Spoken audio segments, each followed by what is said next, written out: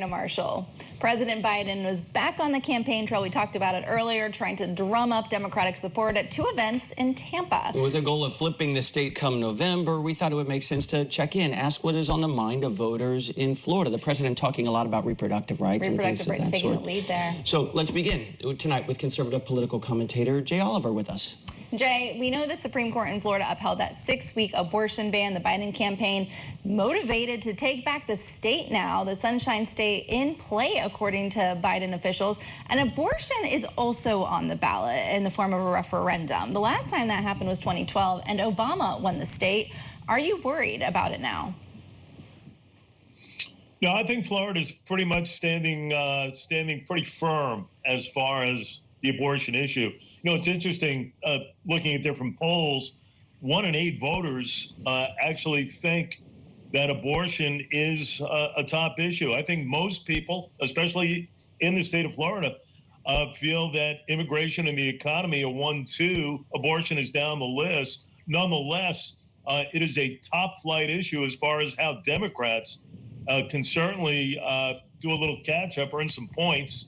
I think it is a top flight issue for many, especially when it comes to African-American women in this country. It's right up there. It's an issue that certainly turned on its ear back in June of 22 with the Supreme Court decision, with Roe v. Wade, with the Dobbs decision. So I think it's put it certainly an issue in a spotlight, but not the number one issue right now. Nothing on one issue, even in Florida with the referendum. You don't think it'll bring out perhaps voters who maybe wouldn't be motivated to come out? Oh, I think voters will definitely respond. There's no question about it. I think it'll be put in somewhat of a spotlight, but I don't think it's at the forefront as far as really what's plaguing folks in the Sunshine State right now. I think the economy is absolutely right there, and only to be in the back of the immigration issue.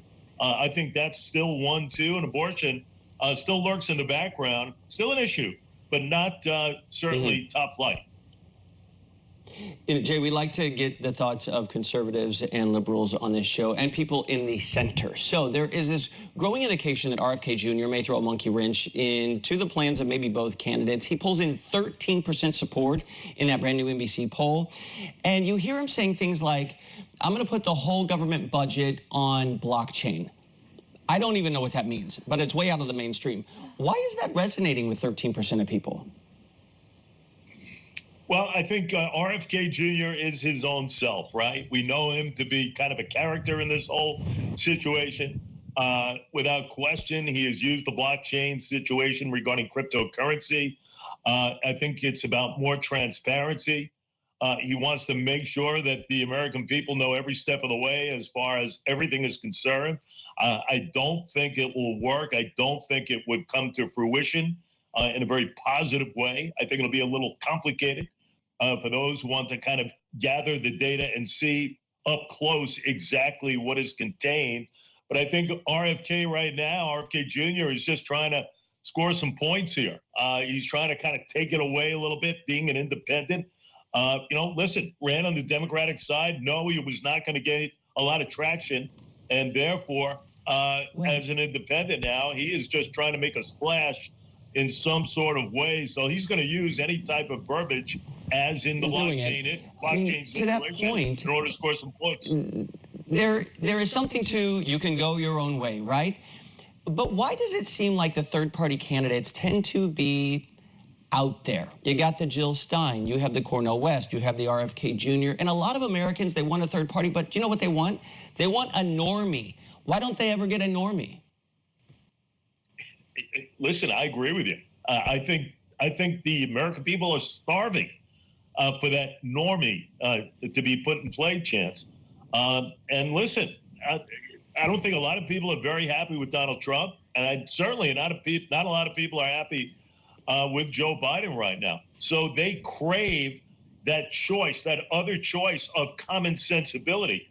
The problem is, we're so stuck in our ways as voters that we feel we're in, I think a lot of people feel that, listen, if not Joe Biden, it's got to be Donald Trump. Donald Trump had 4 years.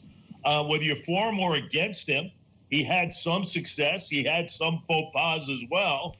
And people notice right now with Joe Biden, his age and everything else, and how he's gone about his business, that might not be the more sensible choice. So where do you go? You go with the Jill Stein? Do you go with the Cornel West? Apparently not, but it's still good to think about that other selection that could be in play here. And I still believe that there is a wild card out there, folks, awaiting all of us as we approach November the 5th. Who that person is, we don't know yet. Well, bottom line, who do you think he'll impact more, Biden or Trump? You know, I'll tell you, that's a tough one. I still believe my instinct from day one is that he's going to take votes away from Joe Biden. I really do.